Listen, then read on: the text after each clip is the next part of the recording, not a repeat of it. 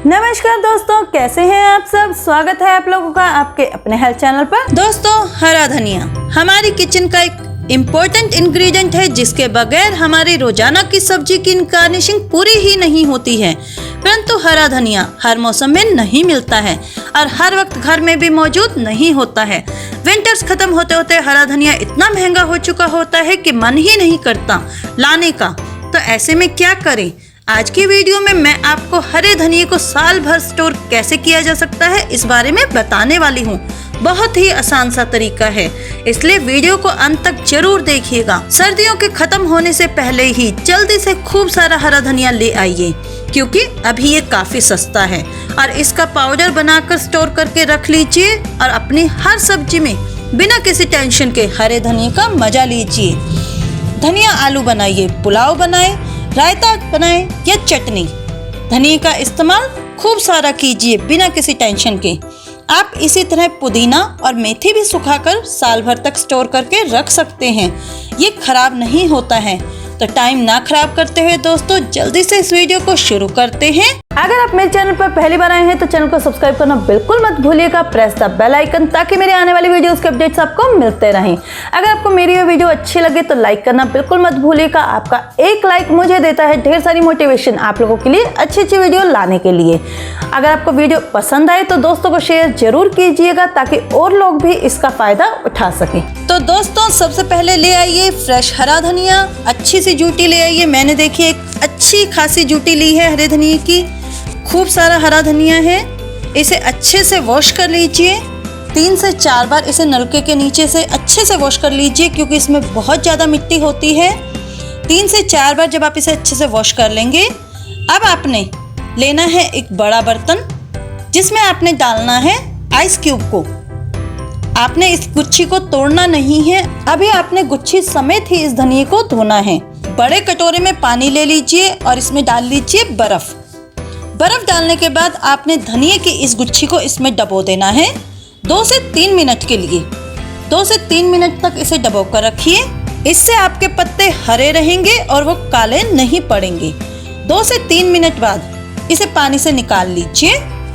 एक साफ सूखे टॉवल पर रख लीजिए, ताकि इसका पानी निकल जाए। जब इसका पानी सूख जाए तो आपने इसे आगे से पकड़ना है। देखिए जैसे मैंने इसे पकड़ा है, और जहाँ पर इसकी डोरी बंधी हुई है, जहाँ से इसके पत्ते शुरू होते हैं, वहाँ से आपने इसको काट लेना है, ताकि हमारा वेस्ट पार्ट निकल जाए और आपको इसे सुखाने में आसानी रहे और आपको ज़्यादा मेहनत भी ना करनी पड़े। अगर आप सिर्फ पत्ते पत्ते सुखाएंगे तो आपको ज़्यादा खुशबू वाला धनिया नहीं मिलेगा। इसकी कच्ची कच्ची टहनियों में काफ़ी पोषक तत्व होते हैं और खुशबू भी होती है, इसलिए हमें इन्हें टहनियों समेत ही सुखाना है। अब इसमें से जो पत्ते खराब हैं या पीले हैं, उन्हें छांट लीजिए, उन्हें निकाल कर फेंक दीजिए और जो साफ धनिया बचा है उसे बारीक काट लीजिए। अगर आप इसे बिना काटे सुखाएंगे तो ये ज़्यादा टाइम लेगा और काला भी पड़ जाएगा, इसलिए इसे बारीक काट लीजिए। इसे एक मोटे टॉवल पर या कपड़े पर फैला लीजिए। फैलाने के बाद इसे किसी भी हवादार जगह पर सूखने के लिए रख दीजिए।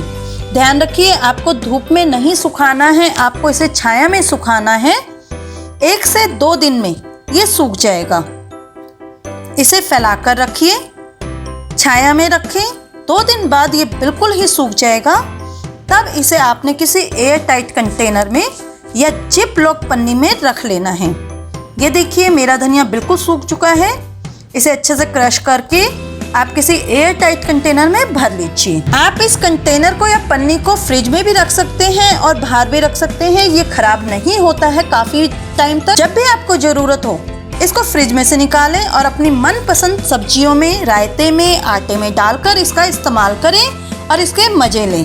तो दोस्तों, ये थी खास ट्रिक्स, धनिये को धोने का तरीका, धनिये को सुखाने का तरीका और स्टोर करने का तरीका, जो मैंने आपको डिटेल में बताया है। पर एक खास बात, अगर आपने धनिये को प्रॉपर नहीं सुखाया है और उसमें मॉइस्चर रह गया तो उसमें फंगस लग जाएगा, इसलिए इसे ड्राई जरूर कर लें।